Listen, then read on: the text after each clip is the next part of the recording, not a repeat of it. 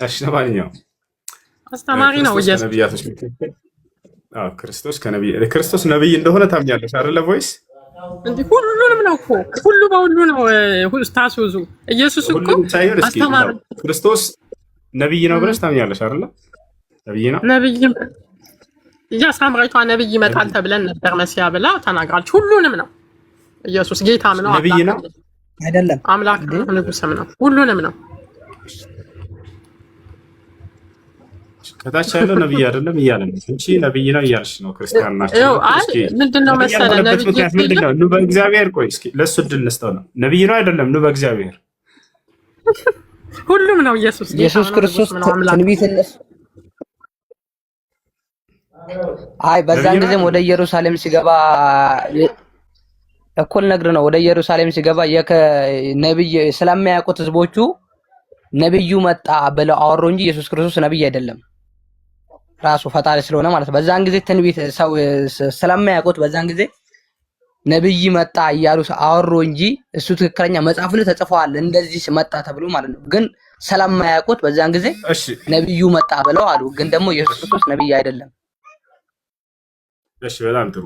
ቀደም ደግሞ የሆነ ያልከው ነገር አለ። ቆይ ነብይነቱን ጨርስና ትቀጥላለህ። ሐሳብ አለሽ በዚህ ላይ? ቆይ አንዴ። አረ እኔ ወይስ ሐሳብ አለሽ አንቺ? ነብይ የቀደሙ ሐሳብ አይደለም ነብይ አይደለም። እዚህ ላይ እዚህ ላይ ምለው ትንሽ እሱ ያለው ሰዎች ያሉት ያለው ልክ ነው። ሰዎች ነብይ መጣ ብለው ኢየሱስ ክርስቶስ እንደተናገሩ የሚያሳይ ክፍል አለ መጽሐፍ ቅዱስ ላይ። እንደዛ ብለውታል። ሳምራዊቷም ሴት እንደዛ ብላለች። ነብይ ነህ እንዲህ ያለችው ውስጧን ስለነገራት ይላል ኢየሱስ። እና ነብይ ነው ብለህ ብትለው ሉቃስ 7 ላይ ይላል፣ እዛ ላይ ይናገራል ኢየሱስ ክርስቶስ ራሱ ማለት ነው። እና ነብይ ነው ማለት እኛ ነብይ ነው ብቻ እንደ ኢሳ ነብይ ብቻ ብለን አንጠራው። ነብይም ነው፣ ሐዋርያም ነው፣ አስተማሪም ነው፣ አምላክም ነው፣ ንጉስም ነው፣ ጌታም ነው፣ ሰው ልጅ ነው፣ እግዚአብሔርም ልጅ ነው። ሁሉም በሁሉ ነው ኢየሱስ፣ ሁሉም ነው በቃ። ስለዚህ ነብይ ነው ብለሽ ታምኛለሽ፣ እሱ ደግሞ ነብይ አይደለም ብሎ ያምናል። ነብይ ብቻ ነው አላሉ።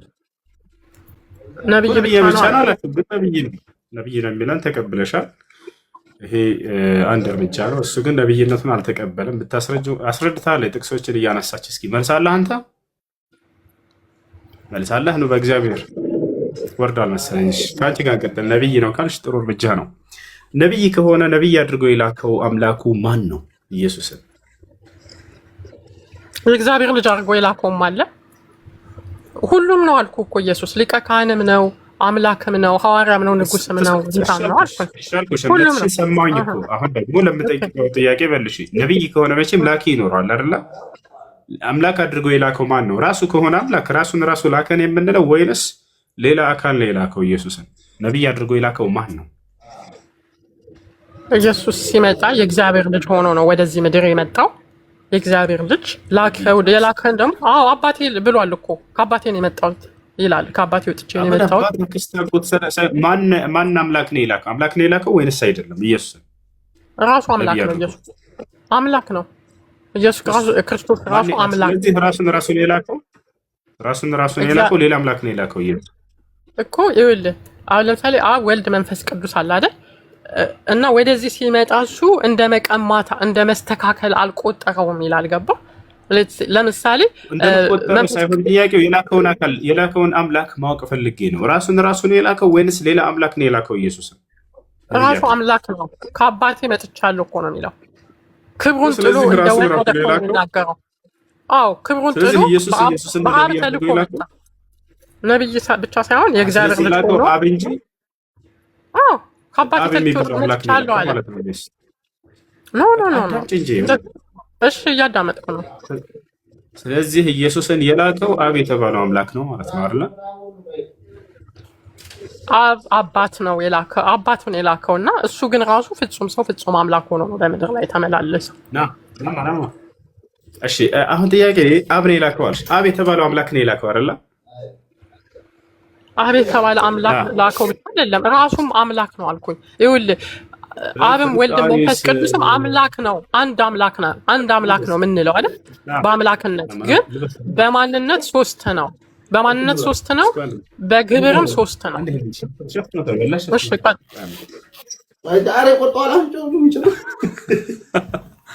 እሺ ለማንኛውም ይኸውልሽ አስቡት፣ ኢየሱስ አምላክ ነው፣ ነብይም ነው። ማን የላከው ከተባለ አብ የተባለው አምላክ ነው የላከው።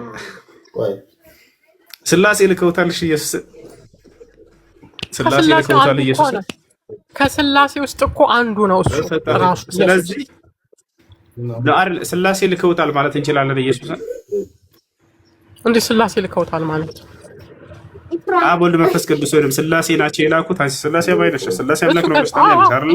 ስላሴ ናቸው የላኩት ማለት ሲያል ስላሴ እኮ ማለት አንድ አምላክ ማለት እኮ። አሁን ለምን እንደሆነ ታውቃለህ? ሙሉን መጽሐፍ ቅዱስን ከሀስተፈ አንብበን ካልሆነ ሪፈር እያደረግን አሁን እንደዚህ ማን ነው ደግሞ?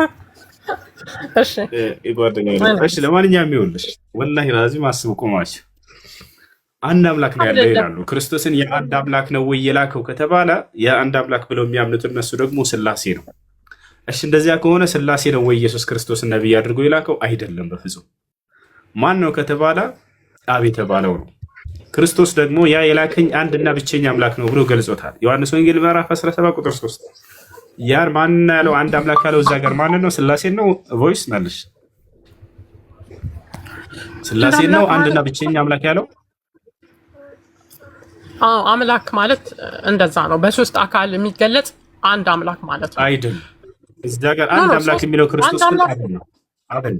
ማለት ሶስት አምላክ የለም እና ሶስት አምላክ የሚል አምልኮ የለም። ሶስት አምላክ አላልኩሽም። አንድ አምላክ ብሎ የሚጠራው ኢየሱስ ክርስቶስ ስላሴ ነው አብን ነው ባጭሩ እኮ። አባቴ እያለ የሚጠራው አባቱን ነው ፋደር ጋድ። ስለዚህ አብን ነው አንድ አምላክ ብሎ ኢየሱስ ያስተማረው አይደል እኮ። ስለ አባቴ እኮ የሚለው እሱ ወደ ምድር ሲመጣ በሰው መልክ ስለተገኘ ፍጹም ሰው ፍጹም አምላክ ሆኖ ሲገኝ ስለሱ አይደለም ጥያቄ። አንድ አምላክ ስለሚለው አካል ነው ጥያቄ፣ ስለ ኢየሱስ አይደለም። አንድ አምላክ ብሎ ክርስቶስ ያስተማረው ስላሴ ነው ወይንስ አብን ነው? በሁሉም በስላሴ ውስጥ ያለው አንድነትም ነው። በአብም በወልድም በመንፈስ ቅዱስም አምላክነት አንድ ነው። ማስረጃ ኦኬ እኔና አባቴ አንድ ነን ይላል።